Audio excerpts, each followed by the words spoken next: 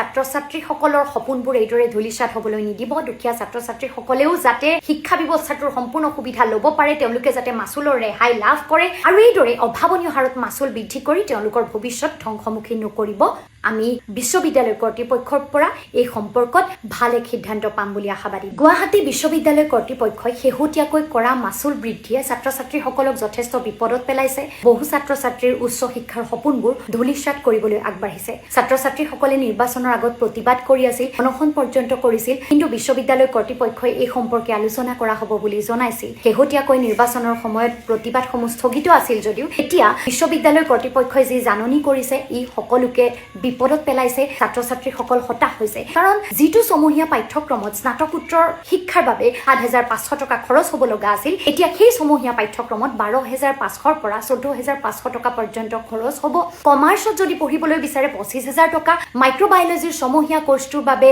৩০২৫০ টকা এমএডৰ সমূহীয়া পাঠ্যক্ৰমত ৫৫০০০ টকা এইদৰে বিভিন্ন বিষয়ত অস্বাভাৱিক হাৰত মাছুল বৃদ্ধি কৰা হৈছে বিশ্ববিদ্যালয় কৰ্তৃপক্ষই ইয়াৰ বাবে কৈছে যে চৰকাৰৰ পৰা যি অনুদান তেওঁলোকে লাভ কৰিব লাগে সেই ধৰণৰ অনুদান তেওঁলোকে লাভ নকৰে লগতে বিগত সময়ত চৰকাৰে যি নিযুক্তি হ'ব লাগে আচলতে অস্থায়ী নিযুক্তি শিক্ষকৰ বা অন্য কৰ্মচাৰীৰ অস্থায়ী নিযুক্তিসমূহ বন্ধ ৰাখিছে গতিকে এনে ধৰণৰ কথাবোৰৰ প্ৰতি লক্ষ্য ৰাখি বিশ্ববিদ্যালয় কৰ্তৃপক্ষই মাছুল বৃদ্ধি কৰিবলৈ বাধ্য হৈছে বুলি চৰকাৰৰ অনুদান নোপোৱাৰ বাবে মাছুল বৃদ্ধি কৰাৰ বাহিৰে তেওঁলোকৰ উপায় নাই বুলি জানিবলৈ দিছে অন্যহাতে বিশ্ববিদ্যালয়ত পঢ়ি থকা ছাত্ৰ ছাত্ৰীসকলে পাঠ্যক্ৰমসমূহত নামভৰ্তিৰ সময়ত মাছুল ৰেহাইৰ যি সুবিধা চৰকাৰী সুবিধা আছে আঁচনি আছে এই আঁচনিৰ সুবিধাও নাপায় গতিকে এনেধৰণে যদি বিশ্ববিদ্যালয় এখনত ইমান বেছি পৰ্যন্ত মাছুল বৃদ্ধি হয় সাধাৰণ দুখীয়া মানুহৰ ল'ৰা ছোৱালী খেতি কৰা মানুহৰ ব্যৱসায় কৰা মানুহৰ সাধাৰণ খাতি খোৱা জনতাৰ ল'ৰা ছোৱালীবোৰ ক'ত পঢ়িব কিদৰে পঢ়িব তেওঁলোকে উচ্চ শিক্ষা লাভ নকৰিব নেকি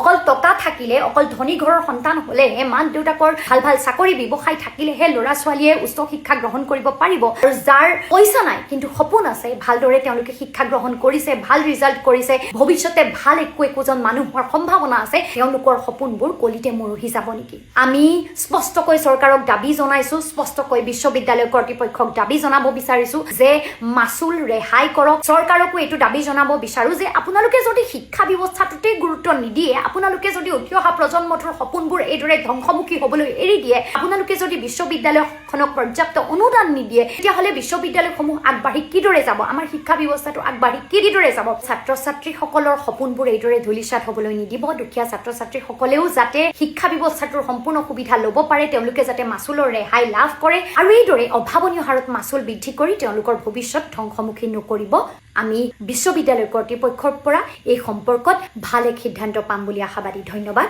জয় আই অসম